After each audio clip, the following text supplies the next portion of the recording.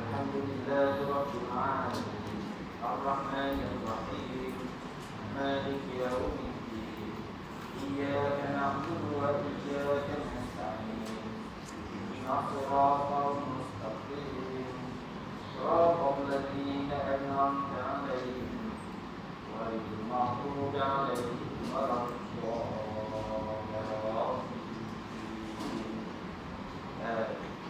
Alhamdulillah nahmaduhu wa nasta'inuhu wa nastaghfiruh wa na'udzu billahi min shururi anfusina wa min sayyi'ati a'malina may yahdihillahu fala mudilla lahu wa man yudlil fala hadiya lahu asyhadu an la ilaha illallah wahdahu la syarika lahu wa asyhadu anna Muhammadan abduhu wa rasuluh arsalahu bil huda wa dinil haqq liyudhhirahu 'ala dini kullihi wa law karihal musyrikun. Allahumma shalli 'ala sayyidina Muhammad wa 'ala alihi wa sahbihi ajma'in. Amma ba'd. Alhamdulillah, syukur kita kepada Allah Subhanahu wa taala kerana dengan nikmat-Nya dapat sekali lagi kita bersama-sama dalam majlis ini. Bagi mula kaji pada hari kita menggunakan kita juga bebas dimulai nikah pesawat sampai ke surat 23. Itu ikut catatan saya. Sudah.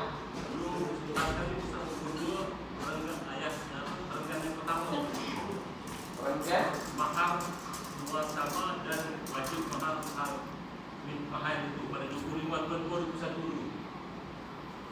bulan 5 25 bulan 2021 lah. Wah,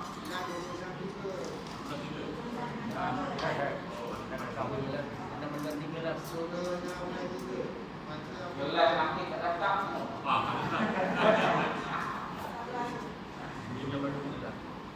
Berapa banyak orang tu lah ya? Ya. Akan dia nak betul tu lah.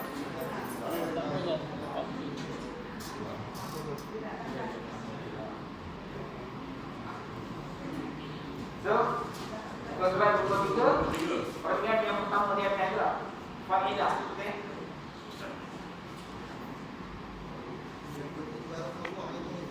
Ya. Oh, penting dekat barakallah. Baik. InsyaAllah. Sebelum kita masuk, flashback sikit. Dalam mengenai ini, ya, tajuk besar yang kita sedang bincang tentang apa? Nikah kahwin. Nikah kahwin ini banyak punya topik-topik kecil dia lah. Last kali kita hari ini kita bincang tentang apa yang berkaitan dengan nikah kahwin. Lupa tu. Jago. Makan lemah banyak. Baik, kita bincang tentang sunat-sunat berkahwin. Sunat-sunat berkahwin. Itu tajuk yang terdahulu, ya. Ada banyak sunat-sunat berkahwin. Dahulu kita dah bincang sampai sunat yang ke-9. Kalau bincang kanan, ya, sunat yang ke-9. Ya. Yang ke-13. Yang ke-13. Ada maksudnya surat 22 tu sampai 9. Surat 13. Baris apa tu? Sunat yang ke-13. Baik. Jadi malam ni masuk dalam sikit gini. Ya. Apabila sudah berkahwin, apakah sunat yang patut kita buat? Ya. Ini disebut oleh Syekh Ibn Hajar di dalam kitab Tuhfah. Dan Syekh Ibn Hajar ada dua orang dalam mazhab Imam Syafi'i. Dalam mazhab Imam Syafi'i ada dua orang. Syekh Ibn Hajar yang terkenal. Yang pertamanya adalah Syekh Ibn Hajar Al-Haythami. Syekh Ibn Hajar Al-Haythami. Yang kedua Syekh Ibn Hajar Al-Asqalani. Ada dua orang. Baik. Ini kena faham sikit. Syekh Ibn Hajar Al-Haythami, dia adalah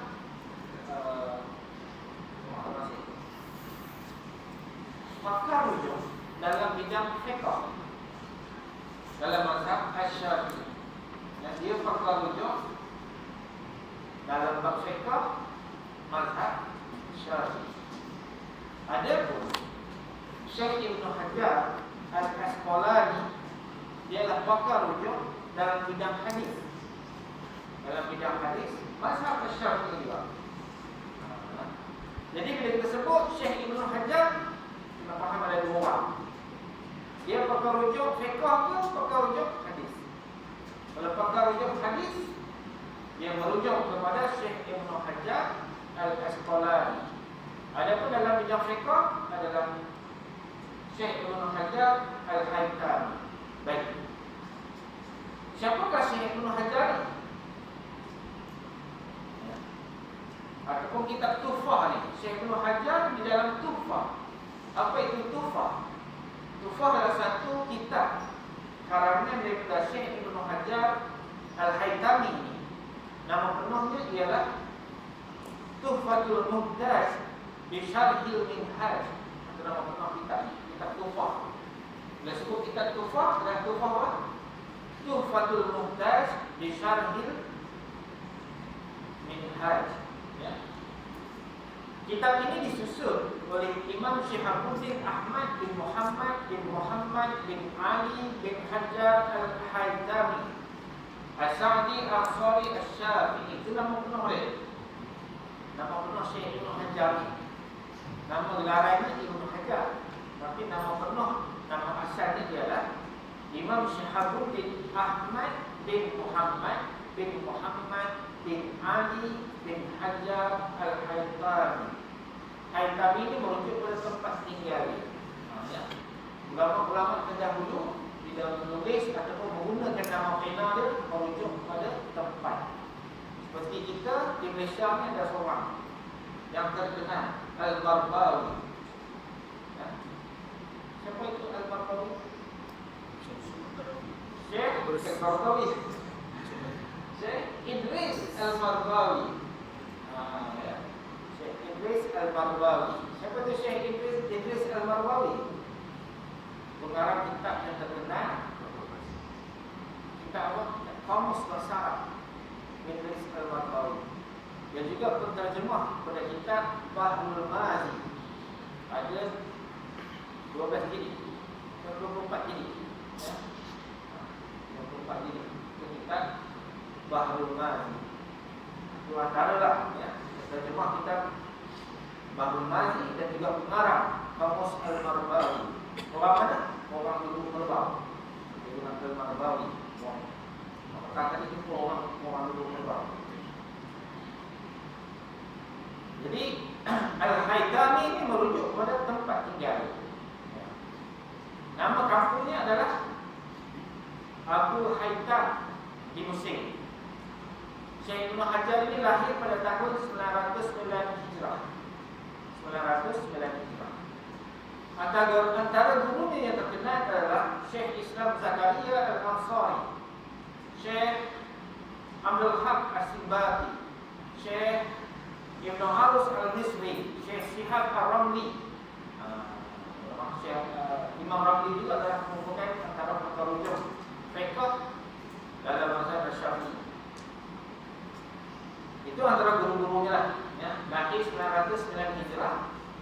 Dan daripada Al-Haytami di Mesir ini, beliau berhijrah ke Mekah dan tinggal di Mekah selama 34 tahun. Sehinggalah beliau meninggal dunia pada tahun 974 Hijrah. Itu sedikit latar belakang, ya, mengenai Syekh Ibn Hajar. Jadi lepas ni kalau kita sebut Syekh Ibn Hajar, ada dua, Ibn Hajar Al-Asqalani bidang hadis, Syekh Ibn Hajar Al-Haytami dalam bidang fiqh. Dia lahir pada tahun 909 Hijrah, meninggal 974 Hijrah. Ya. Lahir di Mesir, berhijrah ke Mekah selama 34 tahun dan meninggal di sana. Baik, itu sedikit latar belakang.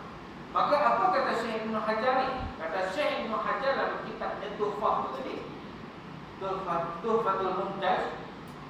Apa katanya? Sunnah bahawa menghantarkan tangan kepada ubun-ubun isterinya pada mula berjumpanya dan mendoa ia dengan katanya, nanti sampai ke surah. Barakallahu likulli minna fi sahibi. Barakallahu likulli minna fi sahibi. Ini doa yang disebut oleh Syekh Ibn Hajar Al-Haytami dalam kitabnya Tuhfatul Muhtaj. Sunat hari pertama selepas akad nikah itu, suami ataupun pengantin lelaki tadi, hari pertama bertemu dengan isterinya, letak tangan atas umur isteri. Apa yang sunat dibaca ketika itu? Inilah doanya, barakallahu likulli minna fi sahib. Boleh tulis kan? Boleh tulis kan? Tak boleh lah. Nah, saya cakap kan? Boleh lah. 42 yang berkata.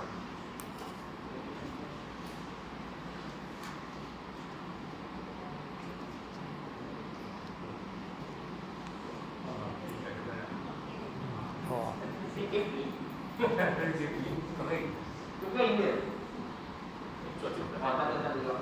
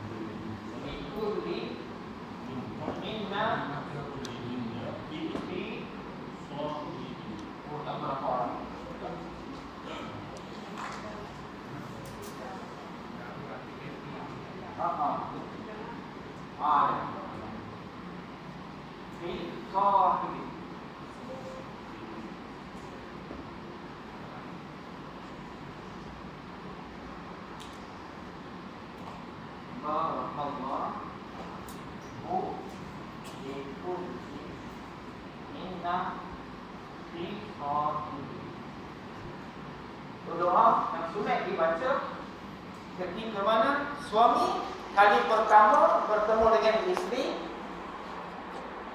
selepas akad nikah. Kita kalau biasanya lepas akad nikah, apa aktiviti yang dia buat? Pantai sembahyang, masjid. Dah. Kenapa kita tak baca doa? Kerana malam ni baru belajar. Betul lagi. Waktu nikah dulu sebab apa? Tak tahu. Tak tahu ya, sebab malam ni baru kita jumpa ya. Jadi kita nikah pula kan? Tak payah. Tak boleh. Faham. Jadi inilah ilmu ataupun pesanan yang boleh kita bawa balik nanti kalau ada anak-anak, cucu, anak saudara, jiran, tetangga nak berkahwin, pesankan memang pengantin lelaki. Ya? Jangan hari nak nikah baru pesan. Tak ingat dia. Tak ingat dia. Nak pula sebelum akan nikah tu baru pesan ni. Tengok. Yang apa yang ni kakak terlupa habis aku terima nikah ni. Jadi doa yang kita perlu ajar. Tahu je anak saudara kita bertunang, tahu je lagi seminggu ataupun lagi sebulan nak akan nikah, ajarlah doa ni kepada dia ya? Supaya apa? Supaya dapat pahala lebih, mengamalkan sunnah seperti mana yang dipesan oleh Syekh Ibn Hajar Al-Haytami. Sunat sebab tuan-tuan, itulah waktu dan ketikanya seboleh mungkin orang akan nikah ni, itulah sekali semua hidup. Tak sama ada kita orang lelaki atau orang berarti pula kena banyak kali. Tak mahu ni ya. Biarlah itulah yang pertama dan yang terakhir. Jadi kalau sekali kita terlepas teruslah. Tak ada nak ulang balik dah doa ni ya. Kita terlepas ni untung dah tu. So siapa belum masuk?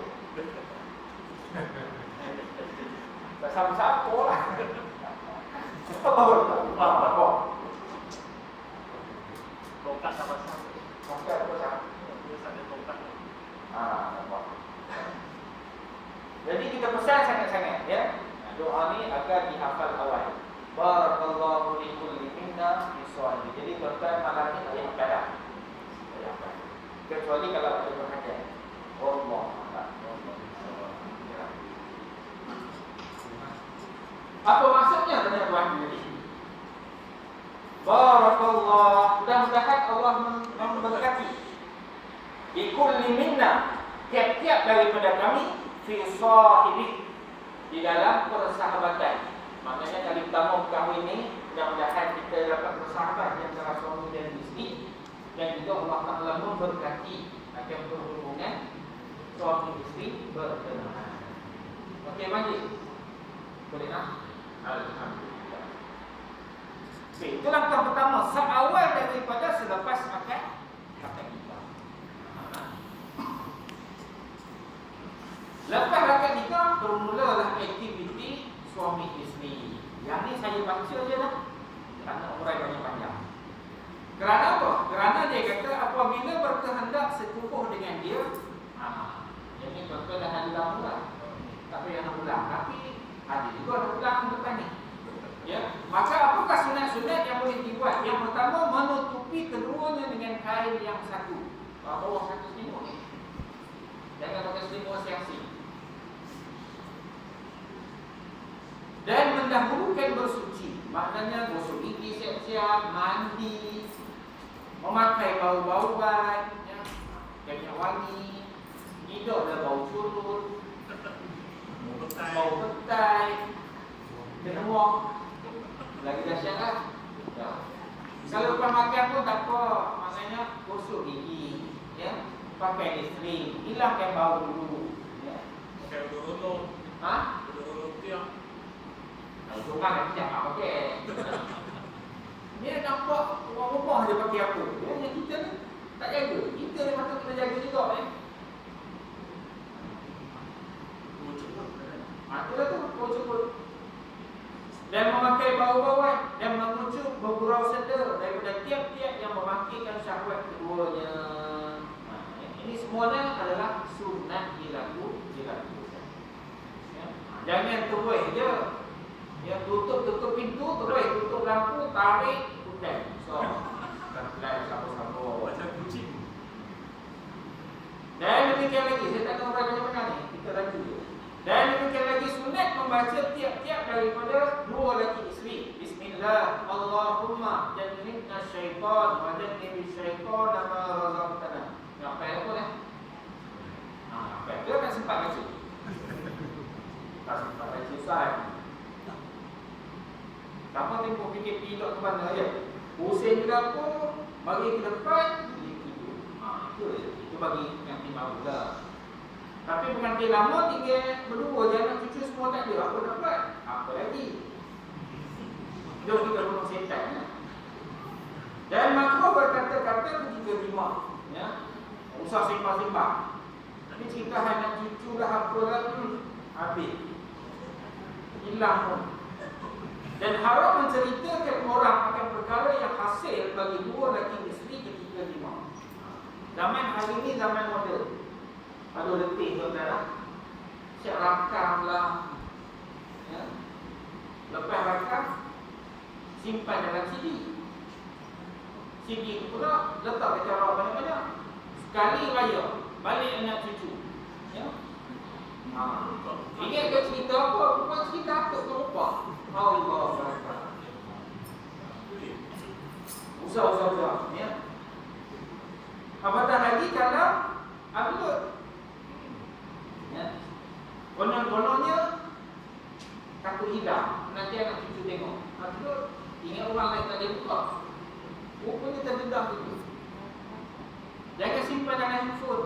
Bila rosak dengan handphone ni sekarang, kita bawa pergi ke kedai. Ya. Sampai kat kedai pun tak boleh dah. Ataupun untuk tukang repair tu, sebelum dia repair semua tu, tengok dulu apa ada dalam ni. Dan kalau orang Islam, insya-Allah ada sikit amanah. Kalau orang bukan Islam, yang tu dia pula. Nah, cerita yang tak sampai tu. Bila dia habis satu dunia orang tengok. Seeloknya betul-betul ini, dia kata haram menceritakan orang akan perkara yang hasil bagi 2 lagi isteri, ketiga 5. Jadi tak payahlah waktu ngopi ke ngeteh ke sekali. Kita malam tadi dengan isteri satu. Dah dia tak hidup, kita pun dah nambah lebih. Dan sunat ada ia pada malam Jumaat. Sunat pada malam Jumaat. Atau malam lain tak boleh ke? Boleh. Dalam masalah. Istimewa pada waktu sahur. Pada waktu sahur. Atau pada harinya, pada hari Jumaat. Jadi hari ini Jumaat lah. Ya, Jumaat. Maknanya malam mula daripada masuk maghrib itu sunat sampai waktu sahur pagi tadi. Dan juga sepanjang hari ini. Masuk maghrib ni dah ada satu dah. Ya. Kata malam ni tak boleh ke Ustaz? Boleh, balik kamar. Cari apa kat Ali atau apa ke? Mati pula. Dan tak kala datang daripada musafir, itu juga sunat. Jadi kalau suami isteri outstation, ya. Suami outstation tahu dah berapa hari suami nak balik. Bila suami nak balik, ya, dia kata itulah waktu sunat. Ya. Maka isteri di rumah buatlah preparation. Ya, mandi siap-siap, pakai minyak wangi siap-siap dan sebagainya. Jangan pakai bedak sejuk tinggal line ke depan.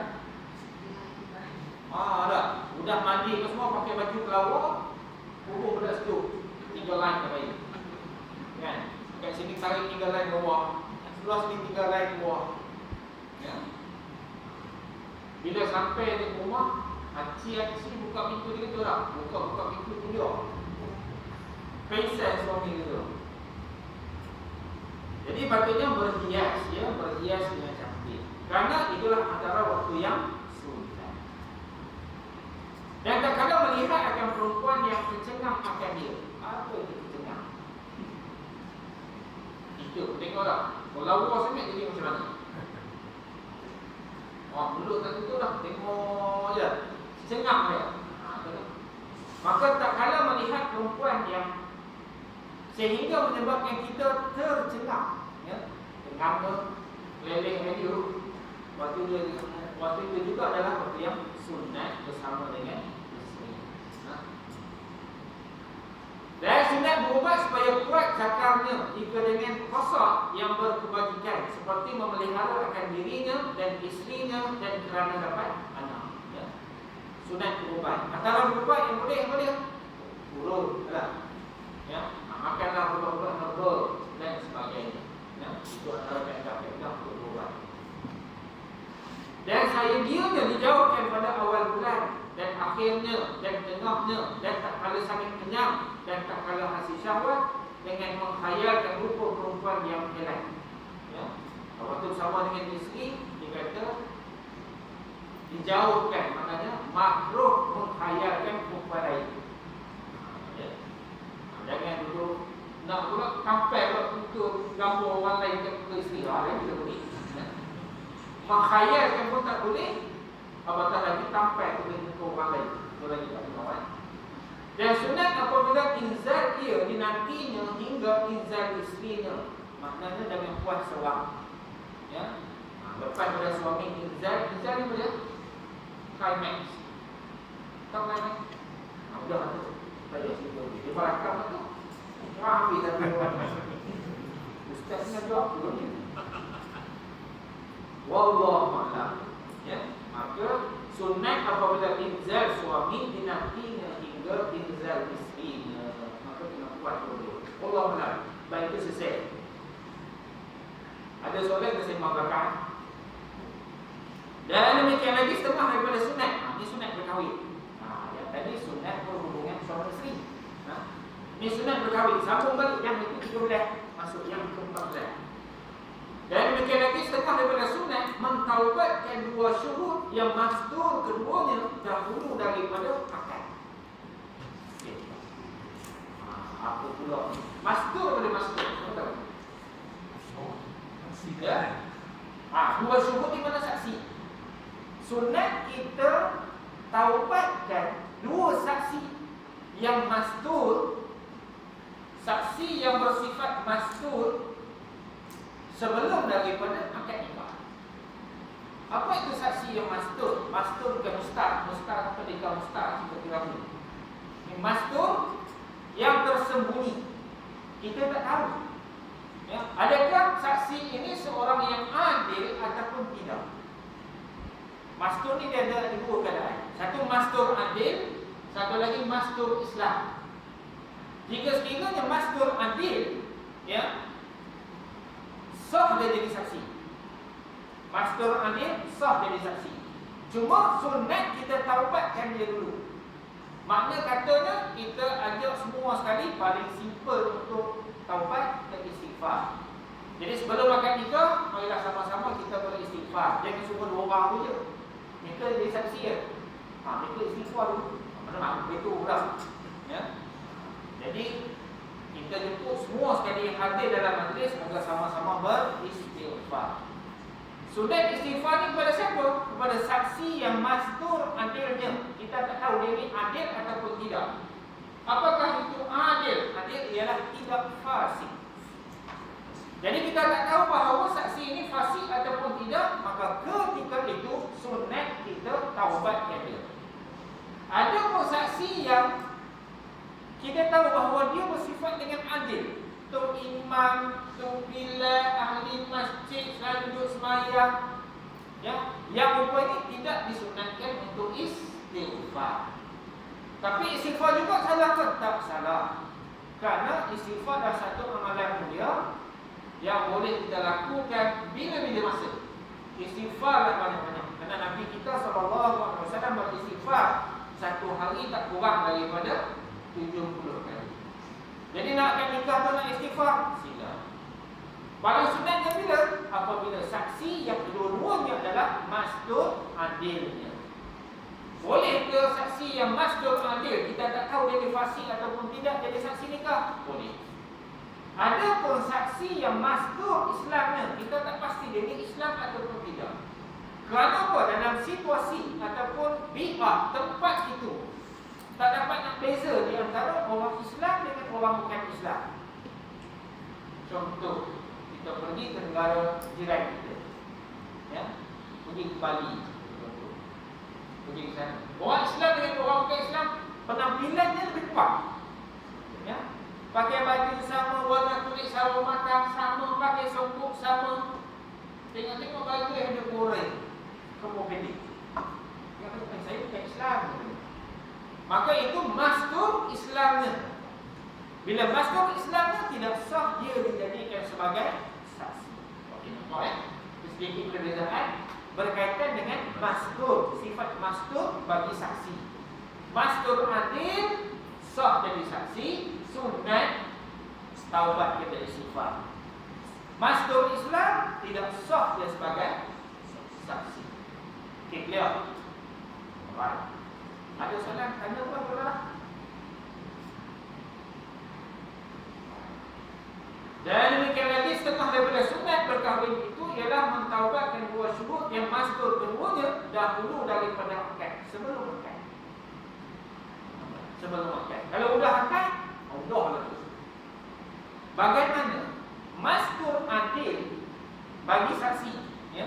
Bagi saksi, mastur adil kita tak tahu dia ni adil ataupun fasik. Lepas akad nikah baru tahu dia ni fasik rupanya. Bagaimana situasi ini? Ada beberapa keadaan ya. Yang pertama, jika sekiranya datang dua orang yang adil membuat pengakuan bahawa saksi tadi kedua-duanya adalah saksi yang fasik, batal akad nikah. Batal akad nikah. Bila batal akad nikah tadi kena dijalankan semula. Yang kedua, jika sekiranya berlaku ikrar daripada pengantin sendiri yang berikrar bahawa saksi tadi adalah saksi yang fasik, maka kena akad nikah semula. Akad nikah yang tadi adalah terbatal. Adapun jika sekiranya saksi tadi membuat pengakuan bahawa mereka ketika menjadi saksi nikah hari itu adalah fasik, tidak batal akad nikah. Kita ada tiga keadaan. Yang pertama, pengakuan daripada dua orang yang adil mengatakan saksi fasik, batal akad nikah. Pengakuan daripada pengantin, sama ada pengantin lelaki ataupun pengantin perempuan, ada pengakuan daripada kedua-duanya, batal akad nikah. Pengakuan daripada dua saksi yang mengatakan bahawa mereka adalah fasik ketika menyaksikan menjadi saksi akad nikah itu, tidak batal akad nikah. Jika sekiranya di antara suami dengan isteri, suami kata saksi hari itu fasik, bini kata tidak, sudah. Mana gaya pula nak buat? Adakah batal akad nikah? Batal akad nikah. Maka perkahwinan mereka adalah terfasakh, kena nikah. Okey ya? Kalau misalnya sekarang terbatal, sebelum dikategorikan batal, berlaku hubungan suami isteri, anak tu dia bisa. Anak itu dikira sebagai waqi syubhah, perkahwinan yang disangkakan sah. Maka anak waqi syubhah adalah anak yang sah taraf, boleh dibinkan kepada bapaknya, boleh menerima harta pusaka dan juga boleh mewalikan. Itu anak waqi syubhah. Dia bukan anak zina tak. Sebab dia tak tahu. Sudah mengandung dah 4-5 bulan baru ada pengakuan. Kalau di situasi ini mungkin kita tak perasan. Tapi jika sekiranya nikah di luar negeri, Siap ke ya, mana-mana lah, kemudian balik kemari tak daftar lagi, anak masuk sekolah baru nak daftar. Sebab anak tadi di sekolah perlukan sijil lahir.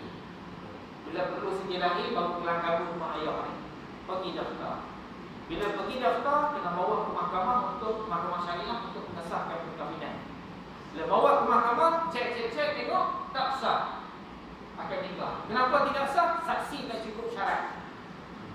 Bagi contohnya, maka tidak sah perkahwinan mereka. Anak dah besar ni, maka status anak ni dikira macam mana? Jika sekiranya waktu akad nikah itu memang tak tahu bahawa akad nikah itu terbatal, ya, kerana saksi tak cukup syarat, maka anak tadi dikira sebagai anak sah taraf atas kategori waqi syubhah. Waqi syubhah adalah waqi ini persetubuhan syubhah yang disangkakan sah dan syubhah.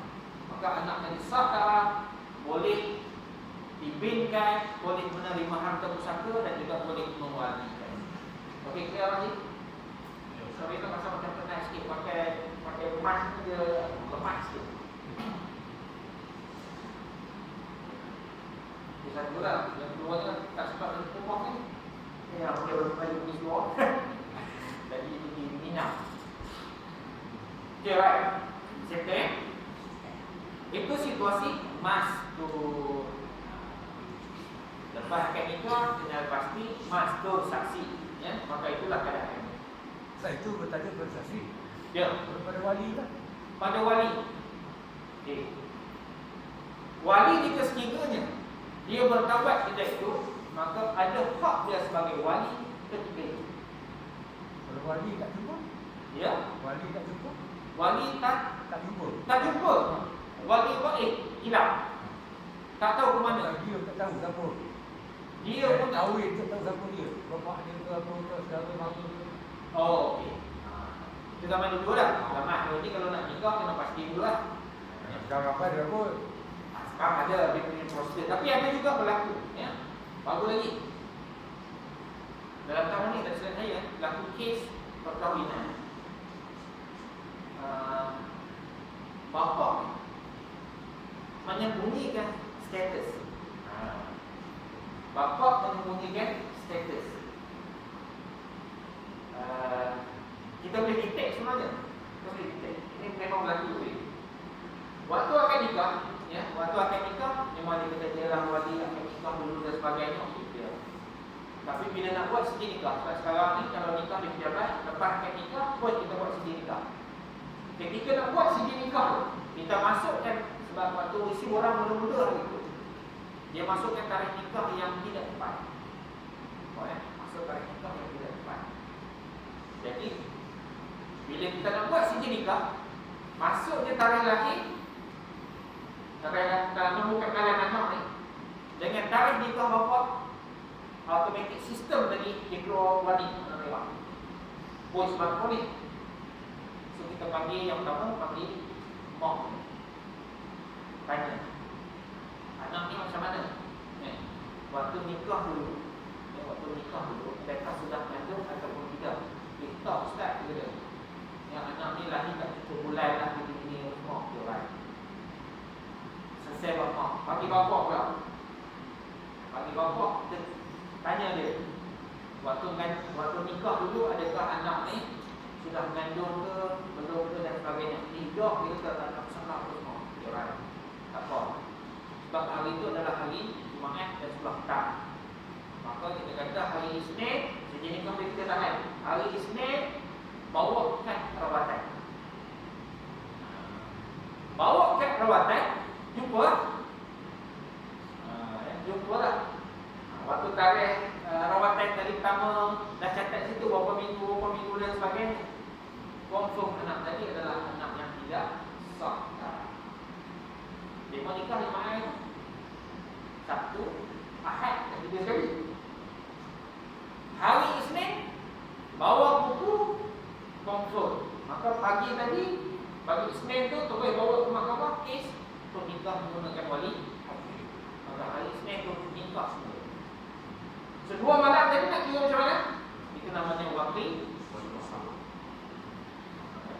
Tapi bapak dosa lah kerana membunyikan maktab dan anak tadi terlibat sama. Tapi anak tidak berdosa. Wallahu a'lam. Kita itu kes yang baru dah kita. Baru dah kita. Jadi tuan-tuan, nak isi orang ke mana? Isilah secara ikhlas, tepat tariknya. Bila tuan-tuan nikah, dia bagi perkahwinan anak. Kalau tidak, tak pasal-pasal anak menjadi mangsa. Malu tak dia? Malu dengan keluarga ibu baru keluarga tahu. Kan senang kalau pada awal-awal lagi kita proses, ya, bawa ke mahkamah dan sebagainya, keluarga tak tahu pun. So hari akan nikah boleh jalan macam tu aja. Keluarga tak tahu pun bahawa anak tadi adalah anak tak sah darah. Wallahu a'lam. Jadi nak sembunyikan fakta, last sekali takut malu, last sekali malu juga. Selesai. Mastur. Dan lagi sunat disaksikan atas redha perempuan yang diiktibarkan redanya. Ini apa ceritanya? Hari ini tuan-tuan, bila kita isi borang permohonan nikah, di situ sudah ada lafaz izin. Lafaz izin. Lafaz izin pengantin perempuan kepada walinya. Saya nama pengantin perempuan sekian-sekian membuka penasihat dengan ini memberi izin kepada wali saya nama sekian, ya. Membuka kenalan sekian untuk nikahkan saya dengan perempuan Islam saya nama sekian, membuka kenalan dengan mas kawin sekian. Dah ada lafaz izin. Maka dia kata sunat disaksikan redha isteri, keizinan isteri. Maka hari akad nikah perlu tak kita tanya dia lagi, setuju ke nak akad nikah ni? Ini kata dia. Dia kata sunat disaksikan. Maknanya kalau kita tanya lagi sikit, setuju ke ni akad nikah ni? Setuju ustaz. Maka ada saksi. Maka penyaksian ini hukumnya adalah sunat. Makna kata kalau kita tak tanya lagi pun akad nikah sah. Tapi kalau kita tanya juga ketika itu dapat pahala sunat. Sunat apa? Sunat menyaksikan redha isteri walaupun diiktibarkan sebagai redanya. Memang kita tahu lah dia ni setuju. Kalau tidak dia tak datang lah. Ya. Tak pakailah baju cantik, muka isteri dan make up cantik-cantik, ya. Itu adalah antara tanda-tanda redha. Jadi kita tahu bahawa dia sudah redha, dalam borang sudah ada tanda tangan persetujuan memberikan izin kepada walinya untuk nikahkan dia. Jadi kita tanya lagi sekali, itu hukumnya adalah sunat. Maka kutiplah pahala sunat ini sebanyak mungkin, ya, daripada mula-mula nak mengisi dulu sampailah kepada akad nikah. Wallahu a'lam. Sambung. Masih sambung. 5 minit lagi. Okey dah.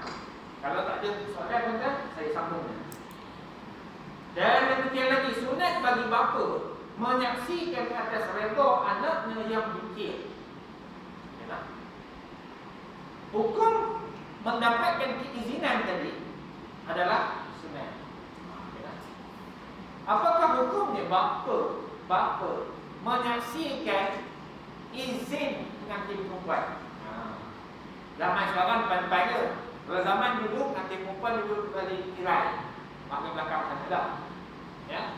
Pengantin lelaki dengan ahli mohon yang lain duduk sebelah depan. Kemudian sebelum akad nikah, biasanya juru nikah untuk imam tadi bersama dengan 2 orang saksi pergi ke belakang, nanya ke pengantin perempuan, kita setuju dah ni?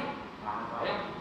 Dia tanya tu untuk apa? Untuk mendapatkan redha, mendapatkan izin ataupun persetujuan. Maka dia pergi ke sana itu untuk mendapatkan lafaz izin. Boleh tak bapa pergi sekali? Ya. Maka bapa menyaksikan lafaz izin daripada pengantin perempuan, itu adalah sunnah. Okey, ya. Maka dia kata demikian lagi sunat bagi bapa mensaksikan atas redha anaknya yang bikir. Ya, anaknya yang bikir. Apa itu bikir? Anak lara. Perawan. Okay. Bagi anak lara sunat dia menyaksikan. Kenapa? Kerana bagi wali yang mujbir, dia ada super power nikahkan anak yang bikir tanpa izin. Kalau anak tak bagi izin pun, bapa sah nikahkan dia. Ya. Dengan syarat wali mujbir. Wali ada 2 jenis. Ya, satu wali mujbir, 2 wali bukan mujbir. Ini ada susunan wali yang itu. Wali. Boleh tak? Wali yang pertama ialah wali hakim, yang kedua adalah wali nasab. Ya. Wali nasab terbagi kepada 2, wali mujbir dan wali bukan. Wali mujbir ada 2, bapa dengan datuk. Wali bukan mujbir ada 2 juga, iaitu wali apa? Ya. Wali akrab dan juga wali tak ingat itu. Tak ingat satu ni. Boleh tak? Jadi saya padam tu. Baik.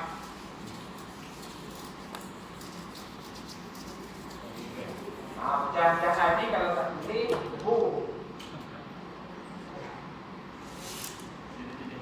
wali. Wali ada 2 ya. Yang pertama wali hakim. Yang kedua wali nasab. Nasab keturunan. Okey. Wali nasab terbagi pada 2, iaitu wali mujbir. Kemudian wali ghairu mujbir ataupun bukan mujbir. Wali mujbir terbagi pada 2, bapa datuk. Wali bukan mujbir terbagi pada 2, akrab, abang. Okey. Alright. Apa bezanya antara wali mujbir dengan wali bukan mujbir? Apa lebih dia? Wali mujbir boleh nikah tanpa izin dengan syarat pengantin perempuan adalah bikir, anak lara, perawan tadi. Ya. Ada pun jika sekiranya pengantin perempuan tadi bukan bikir, maknanya pernah diceroboh, sama ada secara halal ataupun secara haram, ketika itu wajib minta izin. Okey, clear? Clear tak? Ada pun wali bukan mujbir, sama ada pengantin perempuan bikir ataupun bukan bikir, dua-duanya wajib minta izin. Okey? Settle.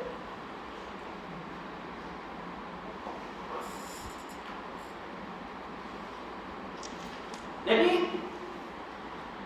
wali yang mujbir dia boleh nikah walaupun tanpa izin. Maka menyaksikan lafaz izin pengantin perempuan yang bikir tadi, hukumnya adalah sunat. Maka waktu juru nikah tanya kepada pengantin perempuan, sunat bapa ikut serta menyaksikan lafaz izin daripada pengantin perempuan kepada juru nikah. Okey, clear? Alright. Sambung lagi. Tetapi dia wajib dan tiada lagi jadi syarat pada sah nikah. Bagi anak perempuan, pengantin perempuan yang bikin, tak wajib wali minta izin, hanya hukumnya adalah sunat. Ya? Dan dia bukanlah jadi syarat sah nikah. Kerana apa? Kerana wali tadi adalah wali mukmin dan pengantin perempuan adalah bikin. Ya? Dia tak jadi syarat. Ada pun jika sekiranya wali bukan mujbir dan pengantin perempuan walaupun bikin ataupun bukan bikin, ketika itu wajib minta izin. Kalau tak ada lafaz izin, tidak sah nikah. Siapa tu? Ada tak kalau nikah pejabat atau nikah video, dia diperhatikan tak? Okey. Untuk maklumat wilayah tuan. Adapun lain-lain negeri tidak membenarkan. Kenapa tidak membenarkan? Kerana ada satu rukhsah yang diberikan dalam agama kita, iaitu lafaz perwakilan. Perwakilan ataupun wakalah. Biasanya wakalah ini hanya berlaku terhadap wali. Wali sahaja yang mewakilkan kepada orang lain untuk nikahkan anak dia. Ada pun satu rukhsah yang diberikan adalah pengantin lelaki mewakilkan kepada orang lain untuk terima nikah. Boleh.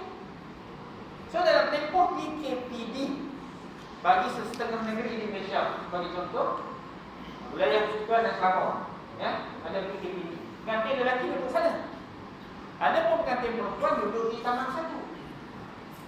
Simpang Purai. Nak nikah, pengantin lelaki tak dapat datang. Macam mana nak buat? Usah risau. Wakil dia kepada orang sini untuk terima nikah bagi pihaknya. Berarti nama apa? Nama Haji Alias. Haji Alias. Macam nama orang lain dia? Nanti saya nikah tu ni. Ha? So Ustaz boleh nikah kan? Tak apalah. Nanti saya kenal lagi dia punya tu. Syarat dia. Haji Sulaiman. Haji Sulaiman. Okay. Maka pengantin misalnya wakilkan telefon kepada orang sini, Tuan Haji Sulaiman, saya wakilkan kepada Tuan Haji Sulaiman untuk terima nikah bagi pihak saya dengan pengantin perempuan namanya Nurhaliza. Contohlah. Dan balikan dengan Niko dia. Ya, saya. Maka Tuan Haji di sini boleh diakad nikahkan. Bukan untuk Tuan Haji, tapi untuk pengantin lelaki yang tak dapat datang. Dalam akad nikah tu sebut tak aku ni wakil sebagai Saya baru dia tak sebut. Dia contoh lafaz dia. Contoh lafaz. Jam betul ya. Nama anak dia tadi sama nama? Dan saya sebut Nurhaliza je, bukan Siti. Nampak dah minggu sekejap. Tuan Haji dia, ya. Saya nikahkan anak saya si Nurhaliza ini dengan Abdul Samad berwakilkan Tuan Haji. Maka Tuan Haji jawab, aku terima nikahnya mewakili pengantin lelaki berkenaan. Ada dua orang saksi sah nikah. Okay, clear? So perlu tak sidang video? Tak perlu. Kenapa tak perlu sidang video? Kerana situasi sidang video tidak menepati beberapa syarat bagi lafaz ijab dan qabul. Lafaz ijab dan qabul perlu ada mualat. Ini kita tak baca lagi ni. Syarat ijab qabul belum ni. Antara syarat ijab dan qabul perlu ada mualat. Apa itu mualat? Berturut-turut. Berturut-turut di antara lafaz ijab dan lafaz qabul. Ya, aku nikahkan kau akan si fulanah binti fulan dengan mas kahwin yang RM500 tunai. Habis perkataan tunai, dia terus kena jawab, aku terima nikahnya. Boleh selam tak? Tidak. Boleh selam. Berapa lama nak selam? Sekurang-kurang 1 selawat. 1 selawat berapa saja? Kita sama-sama selawat, boleh? Yang kita 3, sama-sama 3. Ya, Allahumma salli ala Sayyidina Muhammad. Berapa saja? 4 second. Oh, tak kira dulu. Lagi sedih. Allahumma salli ala Sayyidina Muhammad. Terus 10 ke 8. Ya? 7 ke 8. 3 lambat tu 5 ke 6 second dia biasanya. Betul ibu ya? Ya. Ibu 3 kali 3. 5 ke 6 second itu tempoh dia. So kalau kita buat live video, kadang-kadang tersangkut di situ.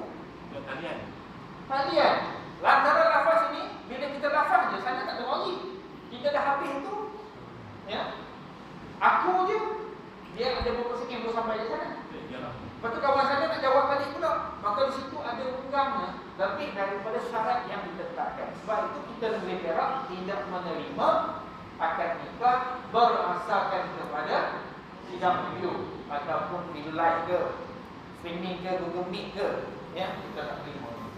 Okey ke? Alright. Jadi kaedah macam mana? Wakil. Kenapa wakil boleh pula? Sedangkan wakil tadi boleh telefon juga. Sebab dalam bab wakalah tidak disyaratkan walad. Nanti saya wakilkan Tuan Haji untuk terima nikah bagi pihak saya ya. Menor nikah ni. Ya menor ni. Yalah memang terimalah perwakilan ini. Selesai. Maka berjalan dah lafaz wakalah. Ya, maka nanti akan nikah jalan. Bagaimana jika sekiranya Tuan Haji terima nikah bagi pihak dia tak sebut wakil? Kita nak ambil peluang tu. Dapat lagi. Okey, kita tak selesai malam ni ke nak tanggung bulan depan? Tangguh bulan depan. Tanggung bulan depan. Jika sekiranya Tuan Haji terima nikah bagi diri dia, aku terima nikahnya seperti yang tersebut, ataupun aku terima nikahnya Nur Halizah dan Tuan Haji dengan mas kahwin 500 satu ringgit tunai. Tak sebut wakil. Sah ke nikah? Sah ke nikah? Sah ke dia? Tak sah. Kenapa tak sah? Kerana dalam syarat ijab dan qabul perlu ada muafakat. Muafakat di antara lafaz ijab dengan lafaz qabul. Jadi lafaz ijab kata mika Tuan Haji ni dia mewakil dia. Rupanya tak makan untuk isteri. Tak sah. Tidak muafakat. Begitu juga bagi sekiranya pengantin wali sebut aku nikahkan nikah dengan anak perempuan bersifat imam. Pengantin lelaki jawab aku terima nikahnya anak Tuan Haji si Zainab. Tak sah juga. Kerana tidak ada muafakat di antara lafaz ijab dengan lafaz qabul. So jangan risaulah wakil kat Tuan Haji. Tak bunyinya untuk dapat diri sendiri. So tak dia muangan. Yang ambil kesempatan. Okey, sama tak ada chance. Okey, selesai sekat tu. Ada soalan sekat ni? Live. Ya, Pak. Bagi wakil yang mewakili dekat dari keluarga terdekat atau kawan-kawan. Okey, dia boleh wakil kepada seseorang yang layak sebagai pengantin lelaki. Maknanya mesti wakil tadi kepada syarat pengantin lelaki antaranya ialah lelaki. Kalau wakil ke orang perempuan untuk terima nikah tak sah. Syarat sebagai pengantin lelaki yang kedua adalah baligh. Maka wakil kepada kanak-kanak untuk terima nikah tak sah. Wakil kepada mestilah berakal. Pengantin lelaki syaratnya berakal. Kalau wakil kepada orang gila tak sah. Tengok syarat pengantin lelaki tadi, adakah dia menepati syarat sebagai pengantin lelaki? Kalau dia menepati syarat sebagai pengantin lelaki, sah kita wakilkan kepada dia untuk terima nikah. Tak kira siapa. Okey ke? Kalau status tak duduk di sana. Ya. Misalnya dia duda ke. Boleh. Duda boleh, suami orang boleh, sebab kan dapat bagi dia. Salah sepupu perempuan tu. Ya. Sepupu perempuan tu. Boleh, tak ada masalah. Boleh. Okey? Alright. Ada lagi soalan? Soalan? Wallah. InsyaAllah, terima kasih banyak-banyak tuan-tuan. Kalau tuan-tuan dekat Google Meet tu senyap macam nak sorang-sorang. Terima kasih kepada tuan-tuan atas perhatian dan perbincangan kita pada malam ini. Mudah-mudahan dapat manfaatnya yang boleh kita sampai kepada jiran-jiran, sahabat-sahabat kita, kawan-kawan kita, bagaimana nak meneruskan perkahwinan dan kaedah-kaedah sunat-sunat ini. Ya. InsyaAllah kita jumpa lagi dalam kuliah yang datang. Alhamdulillahirrahmanirrahim. Bismillahirrahmanirrahim. Alhamdulillahirabbil alamin wassalatu wassalamu ala asyrafil anbiya'i wal mursalin wa ala alihi wa sahbihi ajma'in. Allahumma rzuqna ya rabbi fahman nabiyyin wa hifdzal mursalin wa ilhamal malaikatil muqarrabin fi afiyatin ya arhamar rahimin. Rabbana hab lana min azwajina wa dhurriyyatina qurrata a'yun waj'alna lil muttaqina imama. Rabbana atina fid